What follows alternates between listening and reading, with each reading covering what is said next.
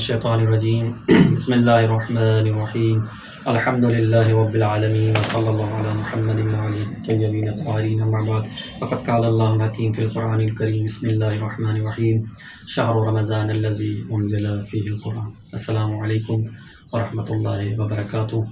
خصائص ماہ مبارک رمضان کا موضوع لے کے آپ کی خدمت میں حاضر ہیں۔ سب سے پہلی ماہ مبارک رمضان کی خصوصیت عرض کرنے سے پہلے دو فرامین معصومین کے آپ کی خدمتوں کی نظر کریں گے تاکہ عام انسان ہمارے جیسا ماہ مبارک رمضان کی حقیقت سے آشنا شاید نہ ہو، لیکن معصومین کے کلام کے ذریعے سے سمجھیں کہ ماہ مبارک رمضان کی کیا حقیقت اور کیا عظمت ہے۔ سب سے پہلے رسول اللہ صلی اللہ علیہ وسلم کا فرمان آپ کی خدمت میں ذکر کروں گا۔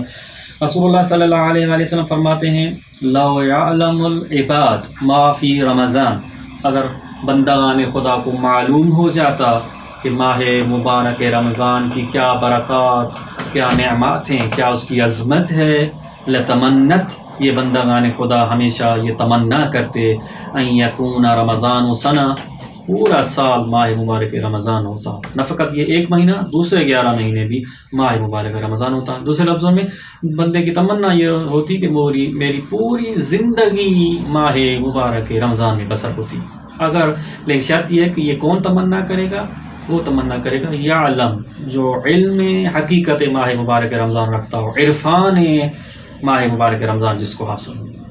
دوسرا فرمان ماہ مبارک رمضان کے الوداع کی دعا ہے، 45ویں نمبر دعا، 45 نمبر دعا ہے صحیفہ سجادیہ سے امام زین العابدین علیہ السلام کی۔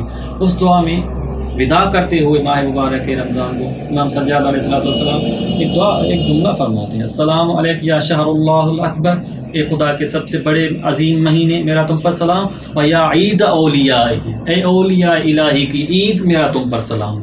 یعنی معصوم جو حقیقت ماہ مبارک رمضان اور عظمت ماہ مبارک رمضان سے آشنا ہے، وہ ماہ مبارک رمضان کو عید سمجھ رہا ہے، اس کا ہر لمحہ عید کی طرح گزر رہا ہے۔ جو حقیقت ماہ مبارک رمضان سے آشنا ہو، اس کا ہر لمحہ عید کی طرح گزرتا ہے۔ یہ عظمت ماہ مبارک رمضان ہے معصومین کی نظر۔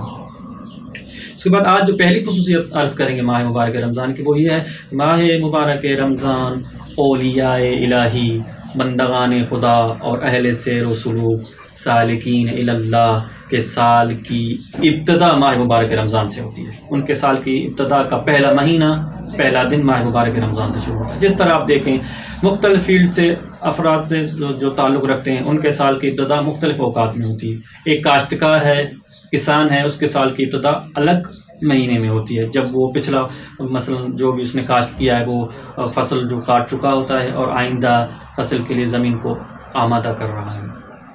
ایک پاکستان کے حوالے سے دیکھیں، پاکستان کا مالی سال جو ہے وہ ایک الگ اوقات میں، مثلا جون کے اینڈ میں مالی سال تمام ہوتا ہے، جولائی میں بجٹ پیش کیا جاتا ہے، الگ سے اس کی ابتدا ہوتی ہے۔ تعلیم و تربیت سے وابستہ جو افراد ہیں، ان کے سال کی ابتدا الگ ماہ میں ہوتی ہے۔ اس طرح اگر بینکنگ کے شعبے سے جو وابستہ افراد ہیں، ان کے سال کی ابتدا ایک الگ ماہ میں ہوتی ہے۔ اس طرح اگر خود انسان اس کائنات میں دیکھے، اس کائنات میں جو بھی نباتات ہیں، درخت ہیں، نباتات ہیں، ان کے سال کی ابتدا ماہ ایک الگ ماہ میں، ایک الگ دنوں اور ایام میں ہوتی ہے۔ مثلا ان کے سال کی ابتدا بہار میں ہوتی ہے۔ بہار میں آپ دیکھیں جو بھی درخت ہیں اور جو بھی پودے ہیں، نباتات ہیں، وہ سرسبز نظر آتے ہیں آپ کو، زمین ایک سبز لباس اوڑھ لیتی ہے بہار کے موسم میں۔ تو یہ طبیعت کے سال کی ابتدا الگ ہوتی ہے، طبیعت کے سال کی ابتدا اور نیچر کے سال کی ابتدا بہار میں ہوتی ہے۔ اس طرح جو بندگان خدا ہیں، اہل سیر و سلوک ہیں، سالکین الی اللہ ہیں، ان کے اخلاقی اور عبادی سال کی ابتدا ماہ مبارک رمضان میں ہوتی ہے، اور وہ ماہ مبارک رمضان کے آنے سے پہلے ماہ شعبان میں حساب و کتاب کرتے ہیں کہ پچھلے سال، اس سال کیا کھویا، کیا پایا۔ उनका हदफ खुदा तक पहुंचना होता है। या अय्युहल इंसान इन्नका कादिहुन इला रब्बिका क़दहन फमुलाकी है, इंसान तू मुसाफिर है, तेरा हदफ अल्लाह है, बहुत मुशक्क़त के साथ तेरा ये सफ़र चल रहा है। हदफ तेरा क्या है? फमुलाकी है, अल्लाह से मुलाकात करना है। फिर वो देखते हैं कि इस सफ़र में कितना आगे बढ़े, कितना स्टेप आगे बढ़े, कितने दर्जात तय किए हैं इस सैर सलूक में अल्लाह तक सफ़र में। इसमें कोई रुकावट तो नहीं पेश आई। कौन सी रुकावट पेश आई? सबसे बड़ी रुकावट गुनाह होती है। देखते हैं कोई गुनाह तो सरज़द नहीं हुआ इस साल में, गुनाह सरज़द होता तौबा करते हैं बारगाह कुरान में, तौबा के साथ साथ खुदा से तौफीक तलब करते हैं। खुदा, एक नया साल शुरू हो रहा है माह मुबारक रमज़ान के ज़रिए से। माह मुबारक रमज़ान को रिवायात में भी साल की इब्तिदा करार दिया। बाद रिवायात में माह मुबारक रमज़ान के बारे में आया कि वह गुर्रतुश्शुहूर के साल की महीनों की इब्तिदा का महीना है। बाद में आया वह रअसुस्सना, माह मुबारक रमज़ान साल की इब्तिदा है।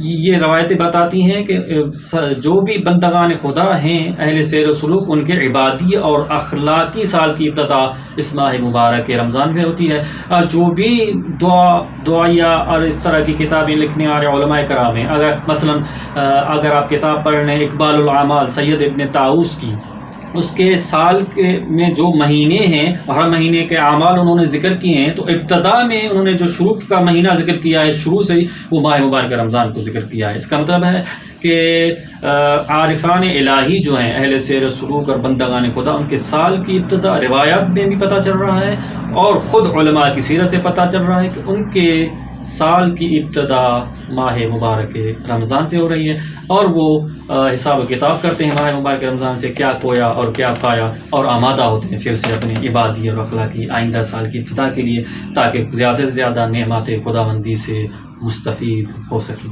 अस्सलामु अलैकुम व रहमतुल्लाहि व बरकातुहू।